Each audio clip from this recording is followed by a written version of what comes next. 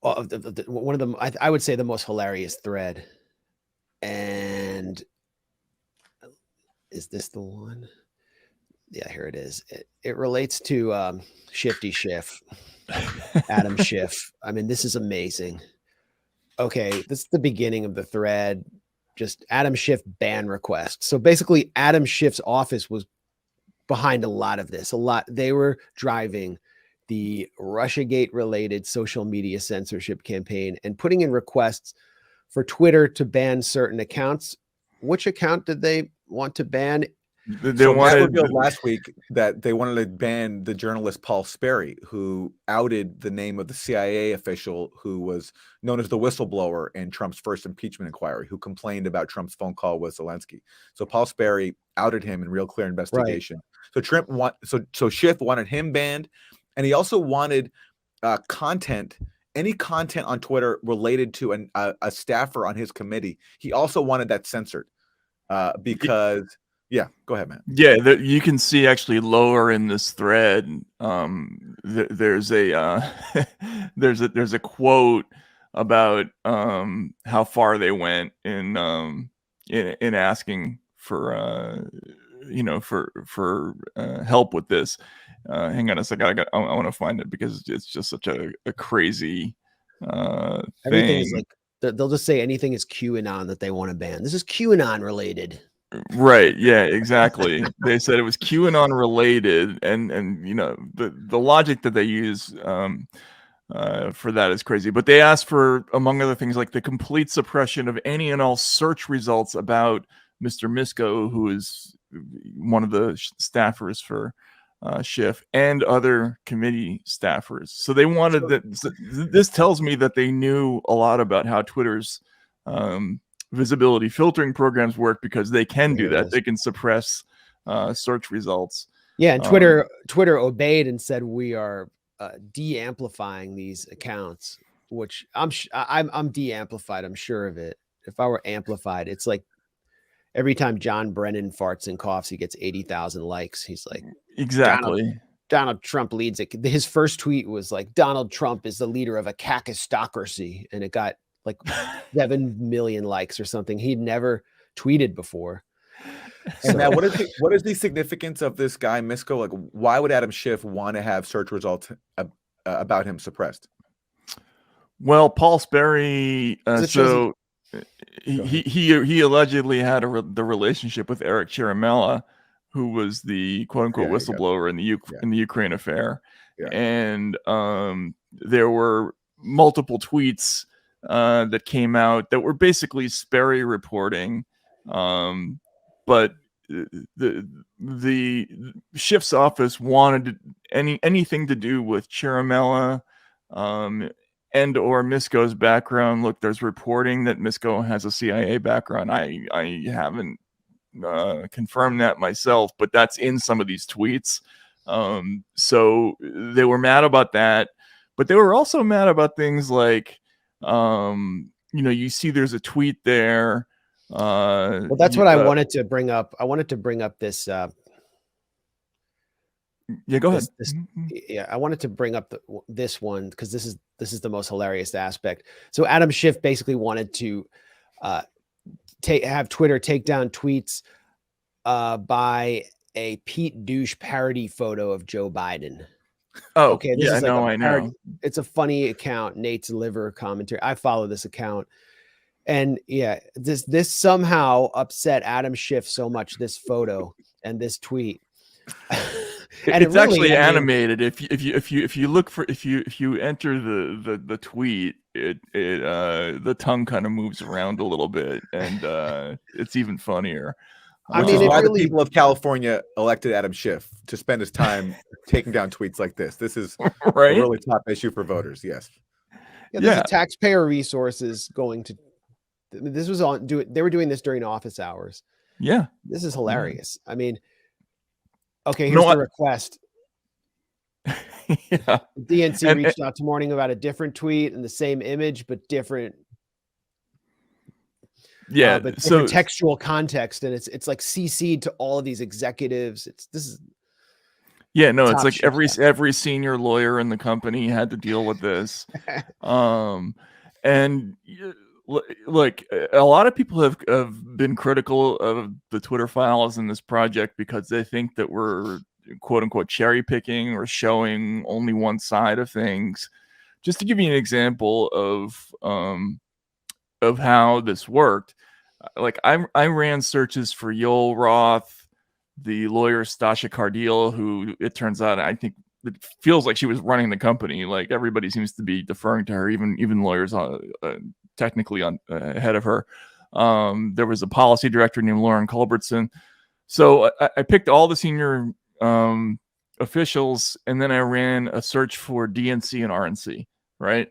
On the off chance that there were also requests coming in from the RNC to get rid of stupid pages, and it didn't turn up that. Like what you get from the DNC is just this pile of requests to get rid of mostly really stupid things, like, you know, people saying hey, Republicans, go out and vote on Wednesday or whatever it is, right? Yeah. But you know, occasionally it's something like this where it's legitimately a parody, and they have to take their time out and explain to the DNC that, you know, we don't do that, you know, this is like speech, and they're not understanding that. On the RNC side, I'm not seeing it. Instead, what you see from the RNC are these constant letters saying, we're going to sue you if you keep doing this kind of stuff to us.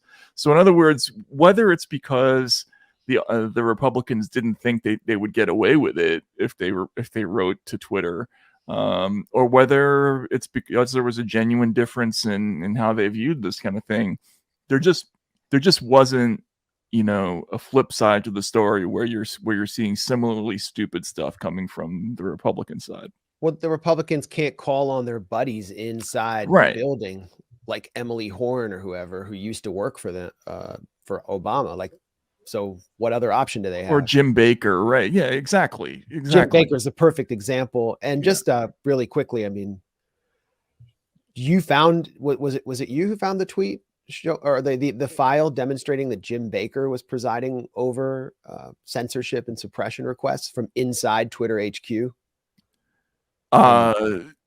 mean about the Twitter files? Yeah. No, that was Barry actually who found that out. Okay. So she was in the office, and some employee, she asked about, she had made a request about something, and she asked somebody in the office, hey, what's up with that request? And the employee said, it's coming, I just got to ask Jim. And she's like, Jim who? And Barry did a good job. She beat it out of this employee, like, you know, a phone number. She calls the phone number, and the voice on the other end of the line finally admits that his name is Jim Baker. And this is how we discovered that Jim Baker was in the middle of you know, reviewing this material.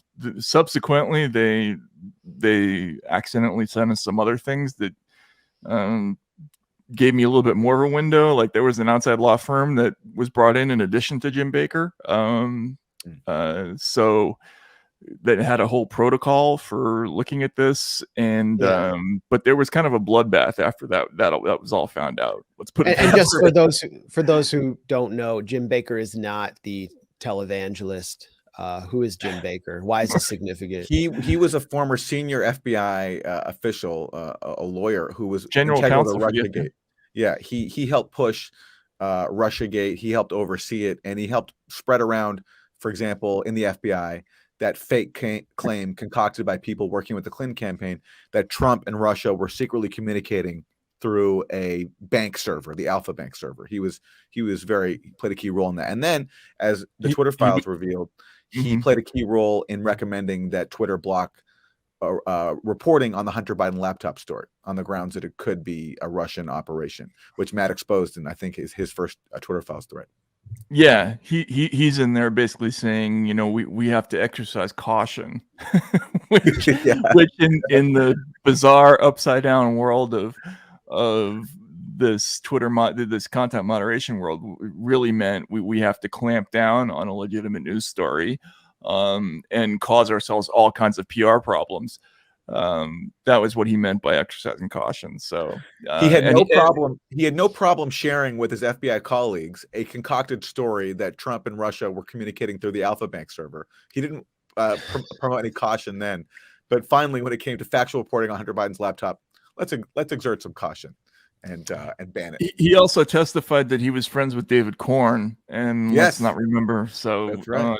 that David Corn was the reporter who did the second major story about the Steele dossier, a veteran spy. I forget what the rest of the headline was, but it was essentially that Russia had the ability to blackmail Trump. Yeah. That came out on October 31st of 2016. So, make of that what you will. The Michael Iskop did the first story in September, and Corn also passed a copy of the Steele dossier to the FBI. Yeah. And I don't remember who it was, but it may be possible it was Jim Baker who he gave it to. I don't know. But the point is, Corn was so concerned about the contents of the Steele dossier and what they meant about a Manchurian candidate compromised by Russia that he shared it with the FBI. Yeah, something about that timeline doesn't quite scan with me, because it feels like it could have been going the other direction. But either way, like something's up there, Yeah. And so he landed on his feet quite quickly, despite being under investigation for leaking at the FBI. There's actually a humorous sequence that I took out of another thread where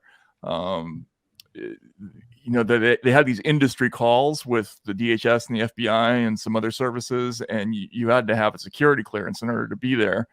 And they're asking Baker where his is, and he's like, "Oh, of course I got one," because I was, the senior lawyer at the FBI. But actually, he didn't have one because he was under investigation, and he kind of pulls this whole like, "Oh, somebody must have like lost it."